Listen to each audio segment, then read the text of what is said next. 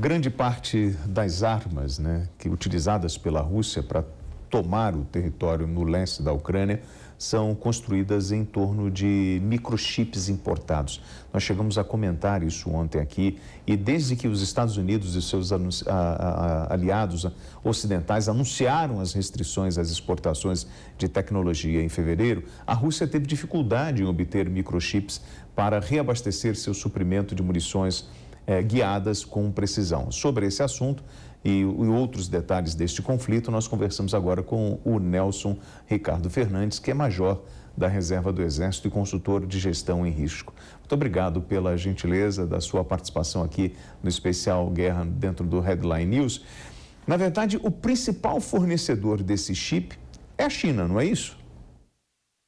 Na realidade, os dois principais fornecedores de chip de alta tecnologia, o primeiro é Taiwan, se eu não me engano, TMC, e o segundo é a Coreia do Sul. Olha isso. O grande produtor global aí é Taiwan, uma grande preocupação, inclusive, dos Estados Unidos, se a Taiwan cair na mão dos chineses, até por uma questão que, tecnicamente, Taiwan ainda é China, né? A maioria dos países não reconheceram a independência de Taiwan, então é considerada província rebelde, tecnicamente. O próprio Estados Unidos não reconheceu, né? E a grande peculiaridade, se Taiwan volta para a China, é que as empresas na China, o Estado é dono de parte da empresa, então ele vai ter acesso ao processo produtivo do chip, ao controle do chip, programações de chip, informações do mundo inteiro, e por aí vai, né? Esse é um dos grandes gargalos. Agora, tem uns dados aqui que eu acho que é importante levar em consideração. A Rússia tem 23 fabricantes de chip. A Rússia afirma que ela tem capacidade ou já produz chips de 65 nanos, né? Se isso for verdade, né, ela teria uma capacidade de estar aparelhando não só os mísseis, mas uma série de outras coisas, né? Porque você precisa desses chips no dia a dia para tudo, para celular, para geladeira inteligente, para carro, para tudo que se produz. Isso é um dos grandes gargalos. Agora, uma coisa é a capacidade técnica, outra coisa é a capacidade produtiva. Uma planta que produz chip, ela custa de 10 a 20 bilhões de dólares, né? E ela tem uma vida útil de tempo muito curta, né? E o senhor está falando, né? A gente chegou a comentar aqui em algum momento que assim, a tecnologia ela vai evoluindo muito rápido, então eu preciso ir atualizando justamente essa tecnologia para o uso desse chip. É como se nós precisamos estar sempre renovando, né, essa tecnologia das armas. Você tem alguns outros problemas, né? Não é só problema. Olha como é que é complexo. Cada vez o chip ele tem uma miniaturização maior. E a dificuldade dessa miniaturização, uma delas é você ter um ambiente tão estéril em termos de particulado que te permita fazer esse processo. Então, são ambientes muito mais limpos do que uma sala cirúrgica de um hospital, por exemplo. As pessoas não têm ideia disso. Então, quanto mais você miniaturiza isso, porque você precisa de uma quantidade maior de informação daquele chip, de modelos matemáticos mais complexos, mais sofisticados, então você vai entrando num nível de sofisticação maior. Isso não é uma coisa trivial. Por exemplo, você pega hoje a Rússia e a China têm mísseis hipersônicos, e os Estados Unidos não detêm a tecnologia no mesmo nível deles. Não é só você fazer um sistema que faça um míssil chegar a 12 mil quilômetros por hora, ou alguma coisa dessa. Você precisa de uma capacidade de resistência de material porque você precisa de materiais extremamente sofisticados para eles não derreterem com calor. Você precisa de modelos de cálculos extremamente precisos e complexos para você corrigir a rota deles em tempo. Então, são coisas bastante complicadas. Pouca gente sabe, mas proporcionalmente a Rússia, ela, em números absolutos, a Rússia forma por ano mais estudantes, né, das faculdades ligadas à ciência, engenharia, matemática e computação do que os Estados Unidos. Então, quando você coloca isso dentro de uma proporcionalidade, a dela é gigante, porque a Rússia tem 145 milhões de habitantes, os Estados Unidos tem 330. Tanto é que um dos países com o maior número o primeiro da lista dos países que os russos emigram, né, que eles vão, é para os Estados Unidos, por causa das empresas high-tech, né, uma concentração gigante em São Francisco de russo e ucraniano, por conta disso, por conta dessa capacidade, né, do ensino, né, muito voltado para ciências exatas e tal. Então, essa capacidade de pesquisa e capacidade técnica deles é boa. Outra coisa é parque fabril, aí é outra coisa diferente. Nelson, boa noite. Eu até queria saber algo bem específico em relação ao que está acontecendo. A gente sabe que a Rússia, como você está falando, tem equipamentos que até surpreenderam o mundo, como os mísseis hipersônicos. Existem outros também mísseis que são de alta precisão, ou foram ditos que eram de alta precisão. E aí nós vimos e acompanhamos, supostamente, a gente não sabe se foi a estratégia, mas os alvos teriam sido atingidos de forma errada, justamente aí por correção, algo errado no equipamento, então poderia atribuir a esses chips. E eu acredito até que a mídia ocidental explorou muito esse fato e foi até dito mesmo que os russos estavam com deficiência, então, desse microchip, que foi tirado de geladeiras e foi colocado, e era por isso que os russos estavam errando os alvos. Até que ponto isso pode ser ou não verdade? Eu acho que você tem uma série de coisas, tá? Não é preto nem branco, tem N matizes do cinza aí. Você tem armamentos russos de extrema sofisticação e precisão, tá? Esses de última geração. Em compensação, a Rússia tem um estoque de granadas de artilharia gigante, mas gigante, desde a época da Guerra Fria, né? E boa parte do que ela está usando na campanha dela é essa artilharia tradicional, que a maior parte dela não são dispositivos de tiro extremamente sofisticados. Por exemplo, quando você olha aí um lançador de foguete múltiplo, aquilo é uma arma de saturamento de área, ou seja, ele joga uma quantidade grande e sabe que destrói uma área específica, mas aquilo não é uma arma de precisão. Quando você vê uma peça de artilharia atirando, normalmente ela não tem uma precisão, né, tão grande quanto um míssil desse, que você tem um chip com GPS e vai levando para um local específico. Então, você tem tudo isso nesse mesmo contexto sendo utilizado na guerra. Essa é a primeira coisa. É possível que ele tenha alguma arma com uma qualidade ruim em termos de chip? Pode até ser, tá? Mas eu acho menos provável isso. Um outro problema que você tem é uma confusão que é feita. O russo bombardeou a escola não é alvo militar. Então, ou ele errou em termos de precisão, ou ele fez propositadamente para punir a população civil ou causar algum efeito na opinião pública. Na realidade, nem sempre a coisa é bem assim.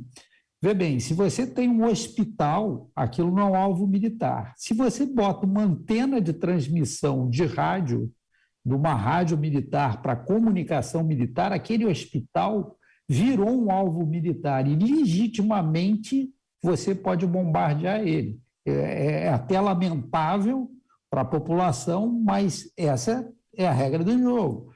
Então, o que ocorre é que quando você está num conflito desse, que boa parte é dentro de zona urbana, é uma confusão muito grande. Obviamente, quando você tem equipamentos com chip, com mecanismos de precisão melhores, eles tendem a dar um resultado melhor. Tendem. Por que eu estou falando tendem? Por exemplo, os Estados Unidos mandou aí para a Ucrânia uma peça de artilharia chamada 777, né? Que ele tem, você pode utilizar a munição dele comum ou você pode utilizar uma munição especial, que ela tem um chip e que possibilita um alcance maior. Em tese, tudo ok, você teria um alcance maior e com uma precisão bastante grande. Mas os russos, eles utilizam um equipamento chamado Jammer, né, que é uma série de antenas e que embaralham o sinal do GPS. Então, no caso de boa parte desses equipamentos, eles não conseguiram ser precisos, embora ele tenha um chip muito mais preciso, mas por conta que o outro lado estava usando um jammer e embaralhava o sinal do GPS, né, que tinha, né, dessa ligação entre o GPS e o satélite, e é a mesma coisa que está acontecendo com alguns drones ucranianos. Eles usam o GPS e embaralham. Nelson, com esse protagonismo de Taiwan, é como o combustível russo, né? Quando a Rússia começa a negociar isso, a Europa entende que não pode mais depender desse petróleo russo, do gás russo. No caso dos chips, o mundo já entendeu que nós não podemos depender, por exemplo, de Taiwan, e aí você tem uma corrida entre Estados Unidos e Europa com investimentos em outros locais, em outras nações, para a fabricação, até mesmo no próprio território americano, para a fabricação desses chips, e a gente não ficar... O mundo se redesenhou em função desse conflito em território ucraniano? Na realidade, está se redesenhando, não da maneira mais inteligente, tá? Eu estou falando contigo aqui de Portugal, então a gente está sofrendo. O que acontece? Os pacotes de sanções, ele tem uma corrente muito política, muito populista, e eles tendem a ser homogêneos, tá? A União Europeia, um dos problemas que você tem na União Europeia é que ela não tem uma agenda, ela é muito fraca em termos de agenda. Então, ela segue exatamente a agenda de Washington. Quando os Estados Unidos desenham uma sanção, você está raciocinando que é um país que é autossuficiente praticamente em combustível, que tem uma tecnologia fantástica, que tem uma agricultura fantástica e que ele consegue... Ele é dono da principal reserva de valor do mundo, que é o dólar. Então, ele tem N coisas a favor dele. Quando a Europa abraça esse mesmo tipo de sanção e que você tem 27 Estados-membros na União Europeia, que Portugal tem uma realidade muito diferente da Alemanha, da França e do outro, e você desenha essas sanções, os impactos são totalmente diferentes. Segundo ponto, que boa parte das sanções, no campo das ideias, elas funcionam muito bem, mas na prática não. Vamos dar um exemplo aí do que você falou, do petróleo.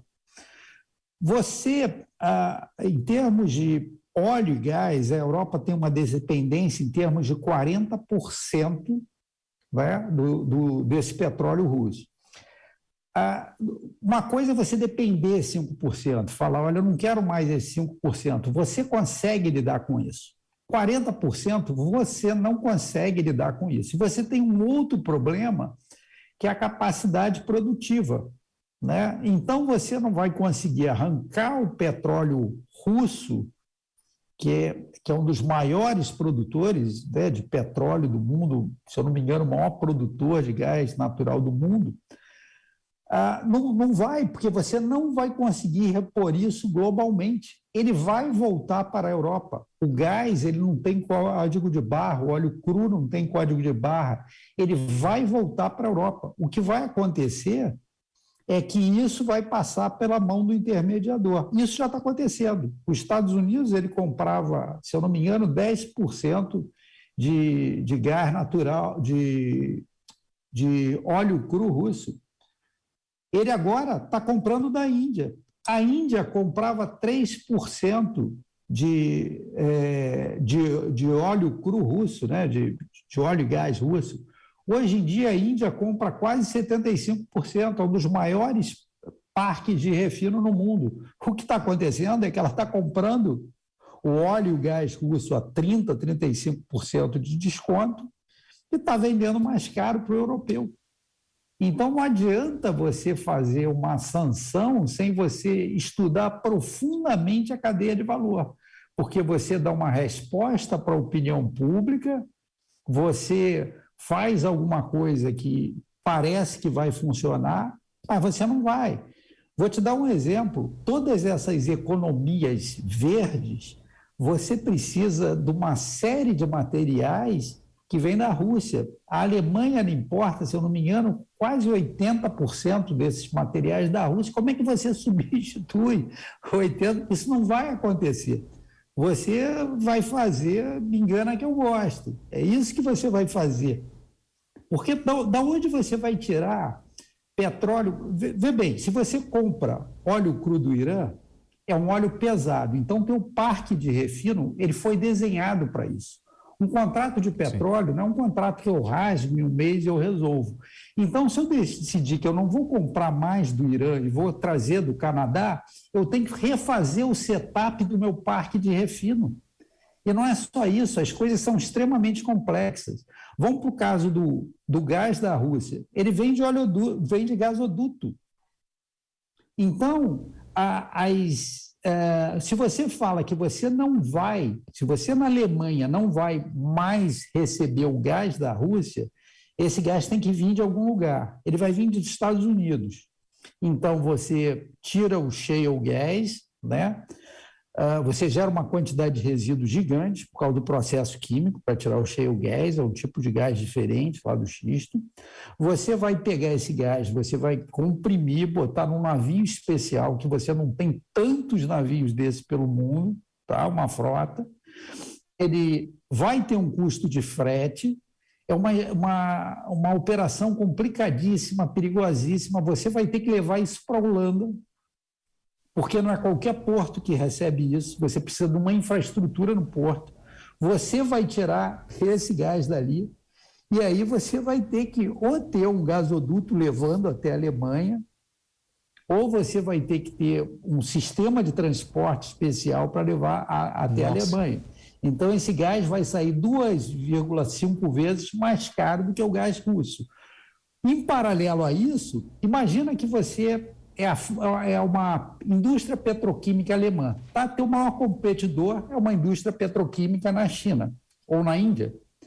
Então, a sua matéria-prima, de uma hora para outra, ela duplicou de preço, mais do que duplicou de preço. A China, de uma hora para outra, ele recebeu um desconto de 30% da Rússia.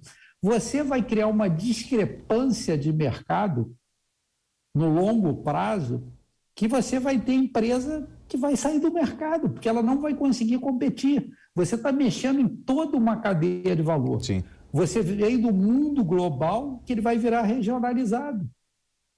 E isso vai ser um negócio muito complexo. Olha, eu queria agradecer o Nelson Ricardo Fernandes, major da Reserva do Exército, consultor em gestão de risco. Muito obrigado pela sua análise, trazendo esse panorama, né, e principalmente relacionado ao microchip e essa questão da gestão dessa crise provocada pela guerra em território ucraniano, que todos nós já estamos sentindo na pele aí, com aumento de preços e com a incerteza do que vai acontecer. Então, quanto mais informação, mais debate, mais fácil é para a gente poder interpretar o que vem pela frente. Muito obrigado pela gentileza do bate-papo.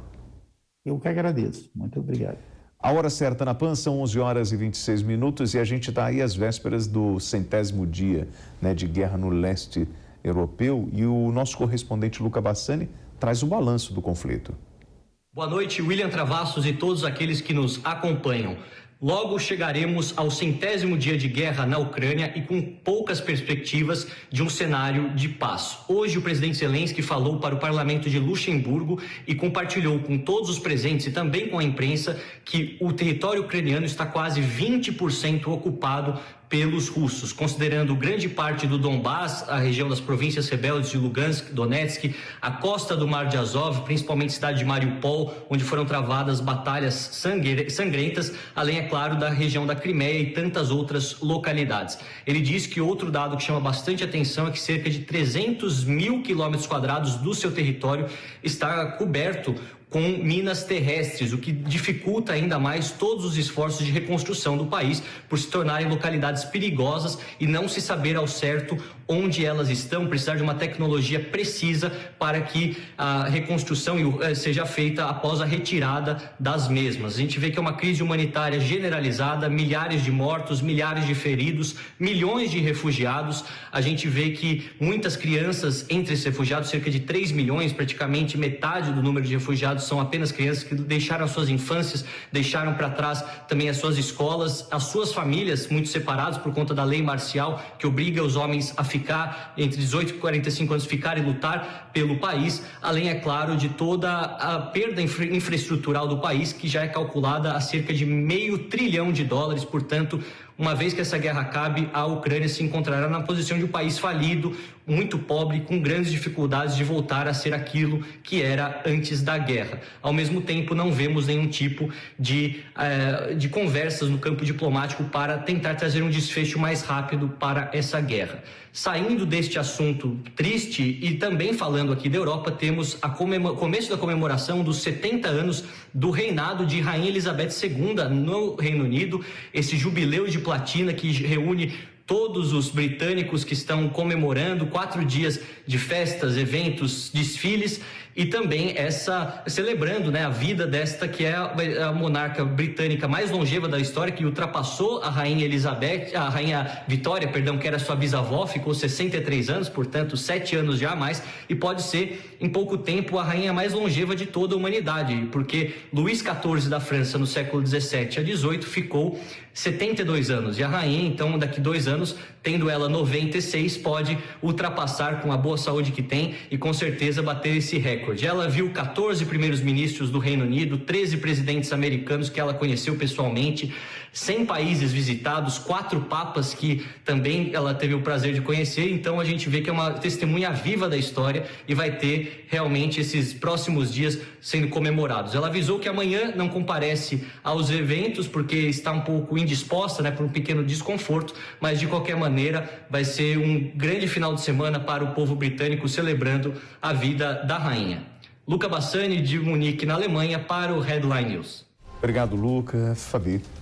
Olha, eu queria fazer um comentário em relação a Elizabeth, conhecida até de forma carinhosa, o pessoal da Europa chama ela de Betinha, uma lendária e realmente ela superou aí a Rainha Vitória. Acho importante, a monarquia inglesa está viva, conservando as suas tradições, resistindo ao tempo, e é de salientar, né, ela acompanhou todas as guerras, a gente está falando de guerra agora na Ucrânia, na Rússia. Elizabeth, ela participou até de outra fase também, até quando chegou a família imperial russa, a família dela recebeu. Então, a história dela aí é uma história para quem tem oportunidade de conhecer um pouco mais, vai com toda certeza conhecer a história da Europa como um todo. E parabéns a ela pelo jubileu aí de 70 anos. Agora, falando da guerra, são 11 horas e 30 minutos. Fabi, você sabe que hoje eu conversava com a comentarista PAN, com a analista de economia aqui na PAN, e ela falava da moeda russa, o rublo, como valorizou, como recuperou né? Tudo aquilo que perdeu já está recuperado. E aí vem um fato interessante. Nesta quinta-feira, a Ucrânia elevou acentuadamente a sua taxa básica de juros de 10% para 25%, apertando a política monetária pela primeira vez desde a invasão russa para combater uma inflação de 2 dígitos e proteger a renda e a poupança da população durante a guerra. Fabi. Então, agora a realidade começa a bater a porta. Uma das grandes complicações da Ucrânia é justamente isso. Ele está com a sua economia todinha colocada nos portos ali, não tem como colocar para vender os seus ativos. A gente sabe lá dos grãos que estão parados nos portos e os russos não deixam. Fora também os gastos que já estão sendo embutidos, a ausência de governabilidade, o deslocamento populacional, tudo isso é contabilizado e eu acho que um dos grandes motivadores do Putin para a guerra é a guerra ao dólar. E isso a gente está vendo que o dólar, com o passar do tempo, é possível que ele perca, principalmente o que ele tinha antes como sendo algo que você investe e não sente receio. Ainda mais pelas sanções que a gente comentou há pouco, muitos países hoje têm receio de deixar ativos nos Estados Unidos pelas sanções que foram aplicadas ao governo russo e alguns oligarcas russos. Então, não existe mais a segurança que havia e o rublo está vindo com tudo, mesmo porque eles têm o que o mundo não tem, né? Eles têm petróleo e gás aí para fornecer.